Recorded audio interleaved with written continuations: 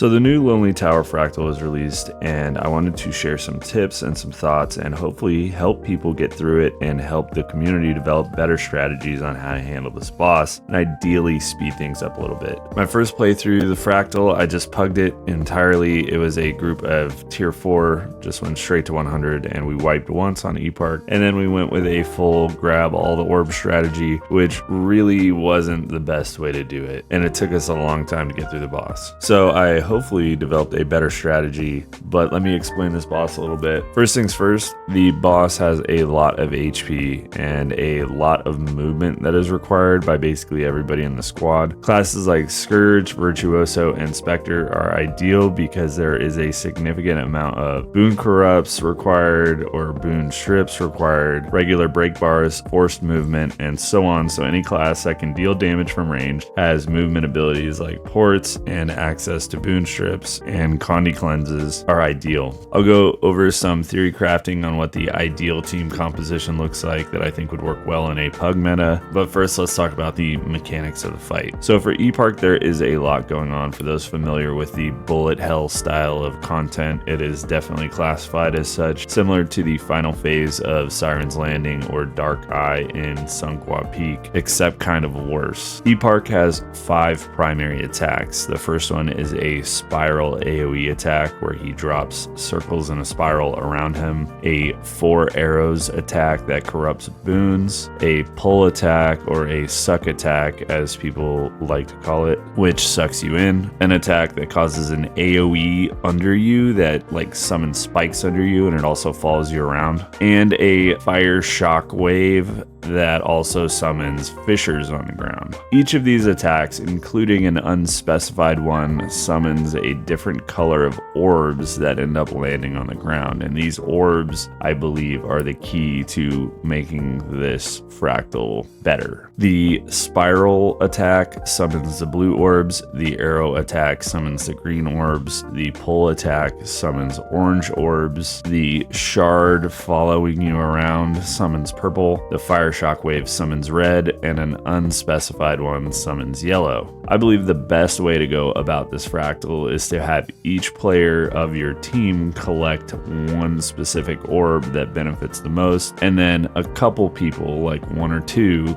just collecting whatever spares won't be helpful to prevent from buffing E-Park. So even if it's not your color, you could help out by collecting orbs, but you really want to try to maintain the buffs. First things first, what do these orbs actually do? Well, the blue orbs are despair and they decrease your incoming and outgoing damage. Envy is green and it improves boons and condition effects at the cost of taking increased condition damage. Gluttony is orange and it gives you life steal while also taking damage on you. Regret is yellow and it decreases your skill activations and recharge, but you take damage when using skills. Malice is purple and it makes CC more effective, and Rage is red and it increases your outgoing attack damage. Some of these should be obvious on what classes can benefit the most. The healer should almost always be the one collecting the blues. They're not doing any damage anyway, so it'll just kind of make them super tanky. I believe the conditional act DPS or quickness DPS should be collecting the green orbs. Your big pump DPS should be collecting red. The DPS player that has a lot of CCs, so your virtuosos or your specters, should be collecting the purple orb. And your last player should basically be cycling through yellow and orange just to prevent E-Park from getting them.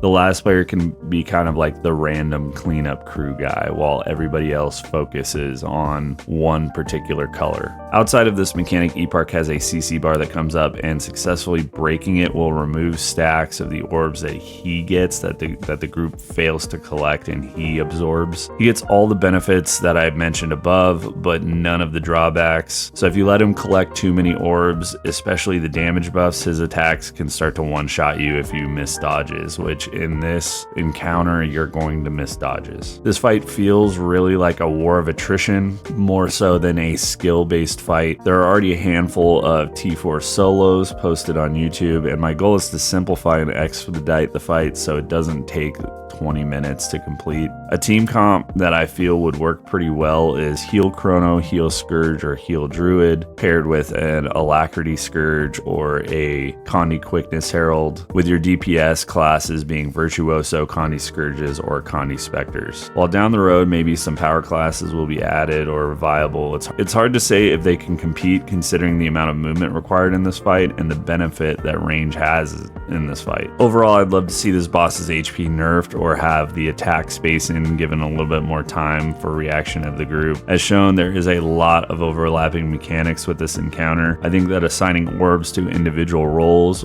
or at least a handful of them, would benefit groups greatly, especially keeping blue attunement off your DPS players. Skills like Shadow Steps or Blinks will help with collecting orbs because sometimes they do spawn way out of the way and they are hard to get to. Overall, I feel this fight can be really fun and engaging if the player base gets more familiar with the mechanics and people feel more comfortable doing just one section of orb collection, so that way you can just focus on, oh, okay, he did a spiral attack, I'm gonna go collect my blue orbs. Oh, he did this attack, I'm gonna go collect my whatever orbs. If you can get that timing down, I feel like this fight would be pretty much an easy clap, and I have a feeling that for the CM release, it is going to be super critical that you do perform this mechanic. I don't know whether or not it's just going to be you don't get a buff from the orbs, you just get the debuff side of it, or what happens. E-Park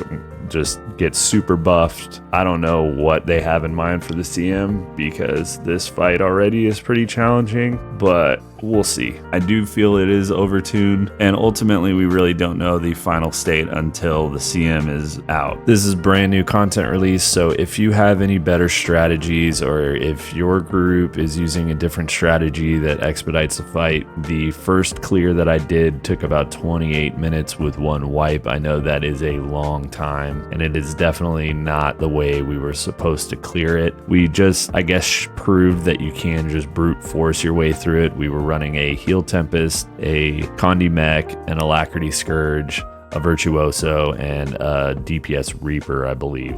So I think that a more ideal group comp plus mechanics actually being done properly will expedite this fight significantly. So if you have any tips or tricks or something you found out that was valuable that you want to add, please put it in the comments, and so that way I can update the guide once the CM comes out and put out another video that kind of consolidates the actual strategy. This is what I came up with right now to help people get engaged with this content. So if you have a better way of doing it, please let me know in the comments and I will try it out and we'll run with it. With that, I'll end it here. Thanks for watching. Special thanks to all my subscribers, and let me know what you think about the fractal in the comments. Thanks for watching, and I'll see you on the next one. Peace.